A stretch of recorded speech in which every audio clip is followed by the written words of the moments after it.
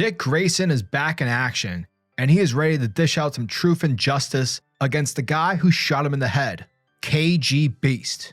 Nightwing issue number 91 was another awesome issue featuring a team obsession with Wally West's The Flash, and my god, what a great time this was.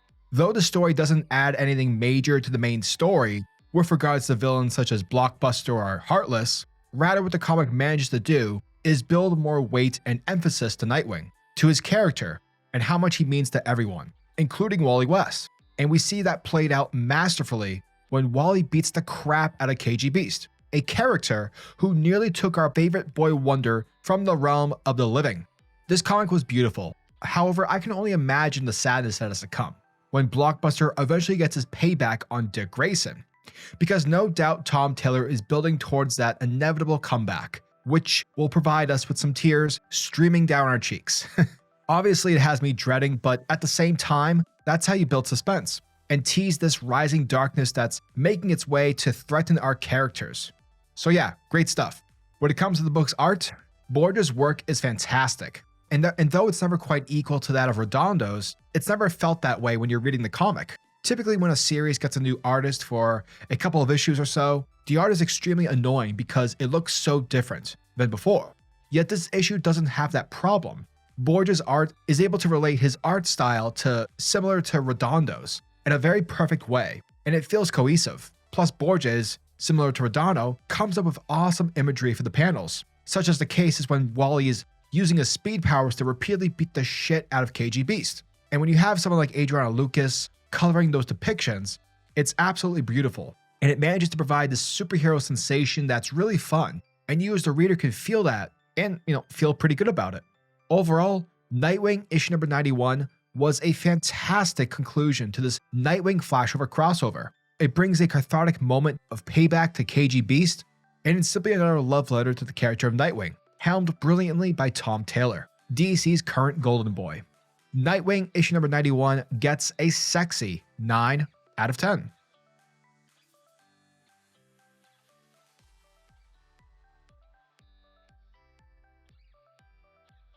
Our story picks things up with a bang as KGBeast and his minions begin to rapidly fire at our heroes upon Nightwing and Wally West's The Flash.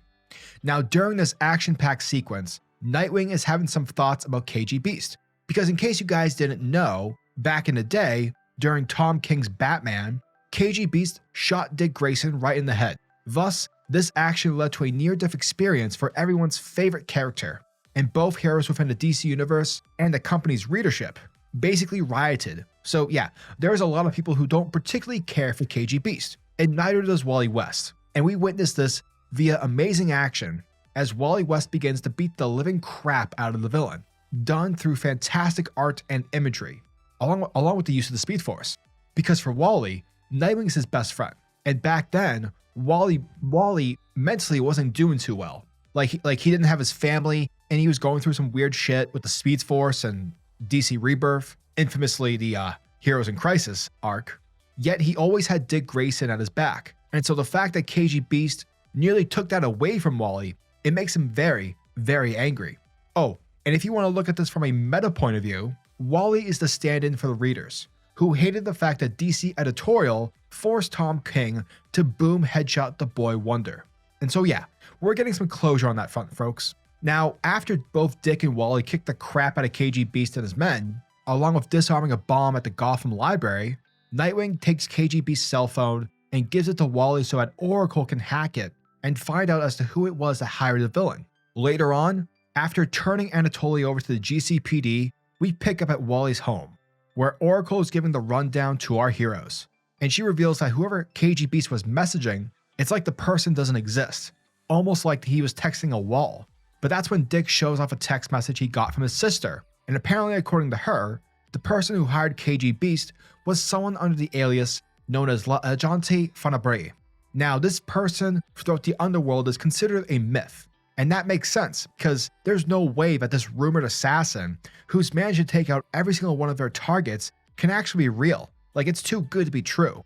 Yet it is possible, according to Barbara. It's likely that this mysterious individual does in fact exist, because Barbara manages to detect the exact location from the number where the phone message came from. which was sent near a cell tower in the middle of the Central American jungle.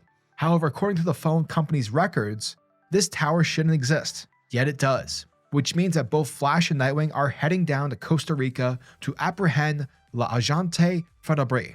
I'm probably butchering that name, by the way, but I don't care. Thus, via travel by piggyback, Flash races with Dick on top over to Costa Rica. And right in the middle of this jungle is the cell tower that seemingly doesn't exist.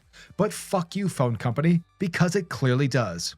Now, upon their arrival, Flash gets a bit too excited as he starts running around the area. However, he ignites some landmines. Now, the good news is that Flash was able to make a layout for the place, but the bad news is that the bad guys know that they're coming. Thus, our heroes prep for combat as they begin to dish out some sweet justice.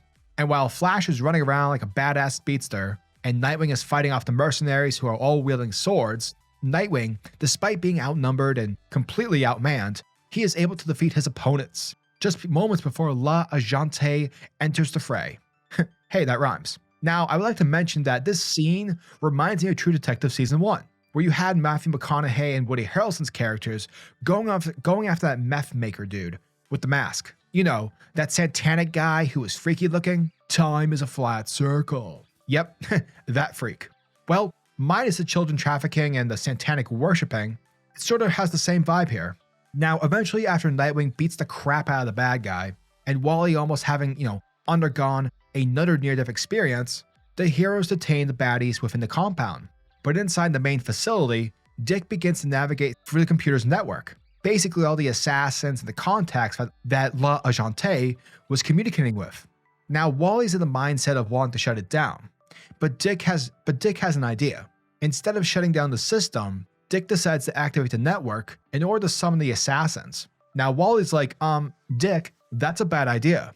Like, remember Marvel's Shadowland? Remember how that didn't go so well for, the company and the readership? But hold on, Wally, because Dick's got the right idea here. Because Dick wants to use the assassins in order to bring them out of the shadows. Therefore, in doing so, heroes and friends such as Jonathan Kent, Donna Troy, Starfire, and Aqualad, heroes from all around the DC universe, can pop up and catch the assassins off guard, thus arresting them all in the wide open, so that the world can see. And when it comes to those witnessing the events unfolding, we pick up in Bludhaven, with Blockbuster having a meeting with Lady Shiva. And it's here where Lady Shiva is telling Bludhaven's Kingpin that she's out of the game, for she is no longer wanting to commit to the contract on Dick Grayson's head.